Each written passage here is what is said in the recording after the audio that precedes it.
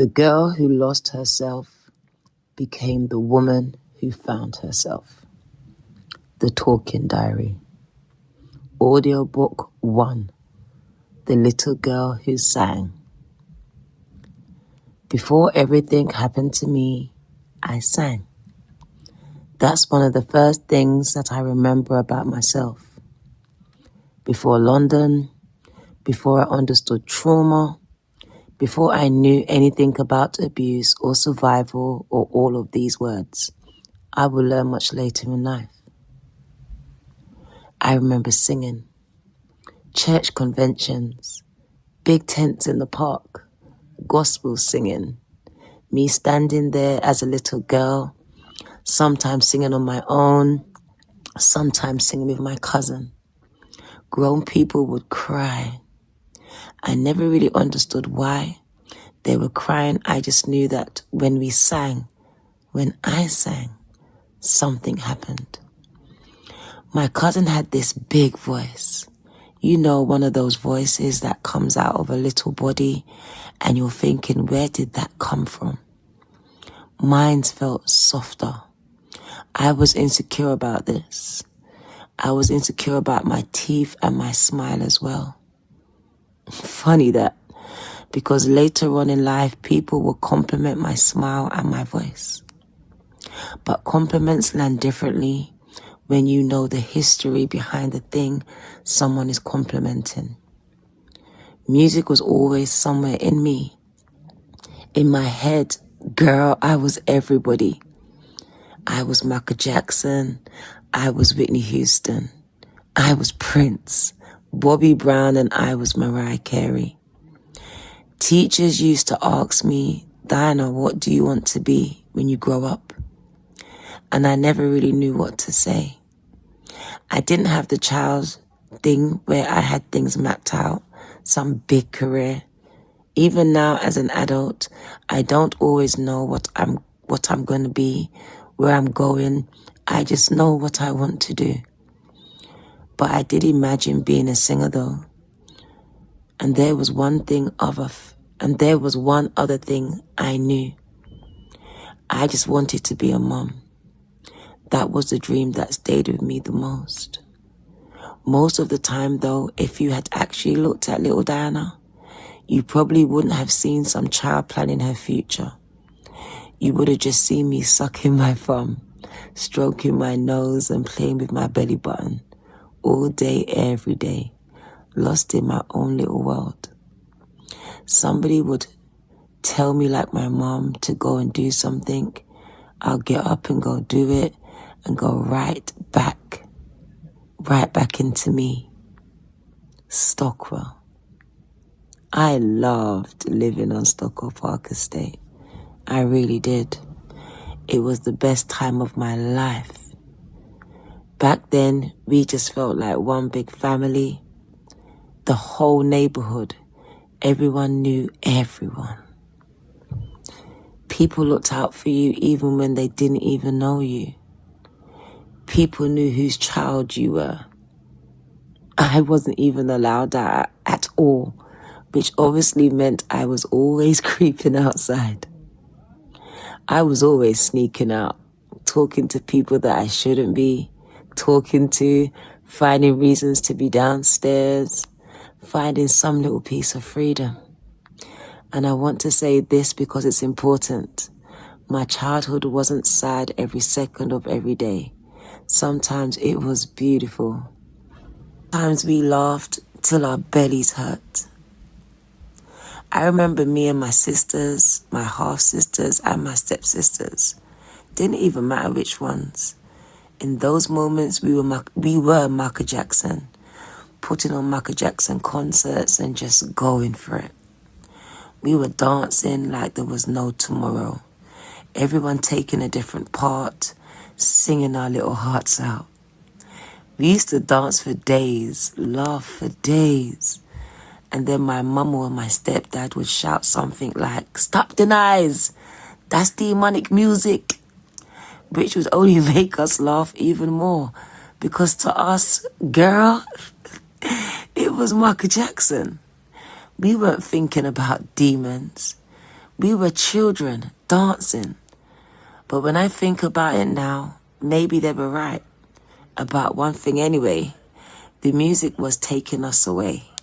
And yes, that was what it was. That was exactly what it was supposed to do. For the length of a song, I could go anywhere else. We could just be girls, singing, dancing, free. And speaking of me not being allowed outside, one day my mum went to church. I'll never forget this day. Me and my stepsister, we knew perfectly well that we weren't supposed to be outside, but naturally, we went outside. In the estate, there was a pond right bang in the middle of it, with an island that was in the middle. And we all as kids used to try to get across to the island. There were boards on the water that we placed there, and me being the fast one as usual, and apparently the clever one in my own head, I said, let me try first. The plan was so simple. Just step on the board quickly and jump to the island. Done. What could possibly go wrong, right? Wrong. I stepped on the board and it sunk. Girl, when I tell you, oh my God, my heart was in my mouth. I just remember the water. I remember the seaweed. Oh my God, it was touching me. It was actually holding on to me. I remember screaming. My hair was messed up. Everything was messed up. And the reality is I could have drowned that day. But do you think drowning was my biggest concern? Do you? Absolutely not. All I cared about was, I'm gonna die. My mum's going to beat me. I don't mean from the pond. I mean when my mum gets home and finds out that I've been outside. Oh my God, my life is over. So now we've got an emergency. To dry me up, to sort out my hair, to remove every bit of seaweed and evidence before my mum gets home. We've got to get this child looking like she's been sitting innocently in the house all day before my mum gets back from church. And somehow we did just that. Up until now, as far as I know, my mum never knew. So mum, if you're ever listening to this, now you know. And that's childhood, isn't it? You can nearly drown and still be more frightened of getting in trouble than of the thing that nearly killed you. Michael Jackson wasn't just music to me. My elder sisters, my stepsisters brought me some posters. They also got me this large Michael Jackson mirror. I loved that mirror. After everything that had happened to me, those things mattered the most to me because they were mine. My room, my posters, my music. Those were my little pieces of happiness. I'll never forget the day my mum came into my room, angry at me for something. She looked around and said, "This is all demon stuff." This woman proceeded to rip down every single poster, and I mean every single one. She even smashed up my mirror. I'll never forget that. Because adults sometimes say it's only a poster. It's only a mirror.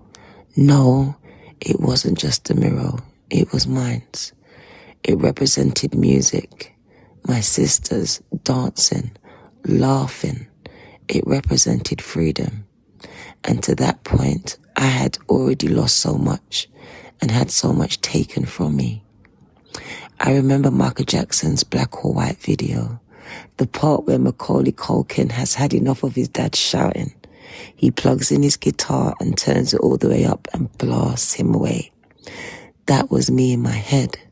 I wanted that imaginary guitar, not because I literally wanted to hurt my mum. I was just a child, a hurt one, imagining what it would be like to have enough power to make the adults controlling my world disappear. at least from the room. And because I didn't have that power, she could at any time just walk into my room, decide something I loved was evil, tear it down and smash it to smithereens. And I couldn't even stop her. So imagination did what it always has done for me. It gave me somewhere to go. There was another side to that imagination too.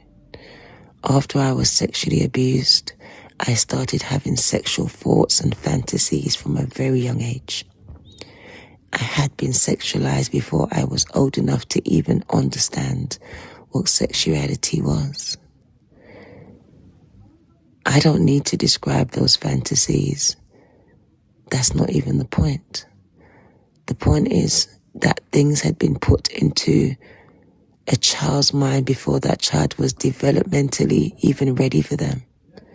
And nobody explained any of it to me. Nobody said, this is why your mind is doing this. Nobody said sometimes. Nobody said something happened to you that should not have happened. So all these different versions of me existed together. The little girl sucking her thumb. The little girl pretending to be Michael Jackson. The little girl singing gospel and making grown people cry. The little girl whose imagination had always been invaded. The little girl whose imagination had also been invaded by things she was too young to understand. Same child. Me. When I look back at that little girl now, something makes me smile. Because she used to imagine performing. She imagined being the singer she loved. She imagined the stage. She imagined the audience. Then life happened. Survival happened. Motherhood happened. When I look back at that little girl now, something makes me smile. Because she used to imagine performing. She imagined being the singer she loved. She imagined the stage. She imagined the audience. Then life happened. Survival happened. Motherhood happened. Relationships happened. Addiction happened. Work happened. Trauma happened. And for a long time, the little girl who sang got buried underneath everything the woman had to survive. And then decades later, I picked up a camera. I started talking. I started telling people what I saw, what I felt, what I had learnt. And people listened. The little girl who dreamed of having an audience finally got one. But here's the part I love. She didn't find her audience by becoming Michael Jackson. She didn't find it by becoming Whitney Houston. She didn't find it by becoming Prince or Mariah Carey. She found her audience when she finally became herself. And maybe that's what the little girl who sang really means to me now. She never disappeared. She was underneath it all, waiting, still singing, still imagining, still trying to find somewhere she could be free. And one day, I came back for her.